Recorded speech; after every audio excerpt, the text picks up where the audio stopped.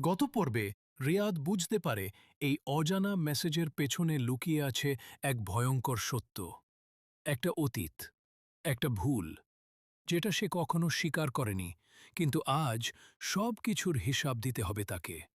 এটাই অজানা নম্বরের শেষ পর্ব, শেষ কল। চলুন শুরু করা যাক। ঘরটা অন্ধকার। রিয়াদ স্থির হয়ে দাঁড়িয়ে আছে, তার নিঃশ্বাস ভারী। হঠাৎ ফোনে কল আসে, আননোন নাম্বার কলিং। স্ক্রিনের আলো তার মুখে পড়ছে, তার চোখ কাঁপছে। সে কিছুক্ষণ তাকিয়ে থাকে, তারপর ধীরে ধীরে কলটা রিসিভ করে। নীরবতা। কিছুই শোনা যাচ্ছে না, শুধু হালকা শ্বাসের শব্দ।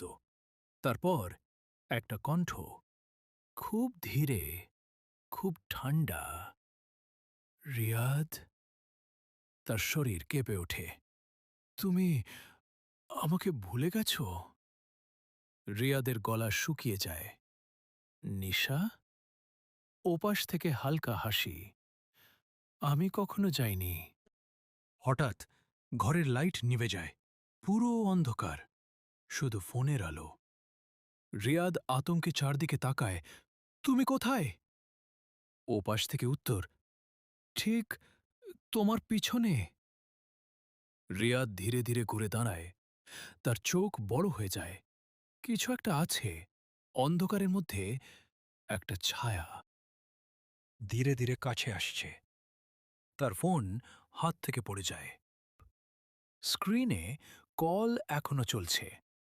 নিশার কণ্ঠ, সেদিন তুমি আমাকে ফেলে চলে গিয়েছিলে, আজ তুমি কোথাও যেতে পারবে না।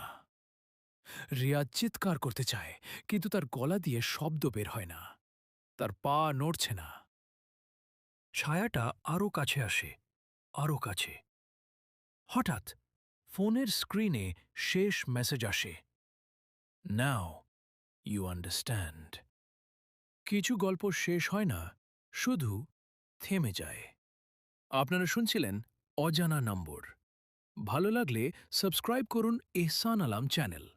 আবার দেখা হবে নতুন কোনো রহস্য নিয়ে। আল্লাহ হাফেজ।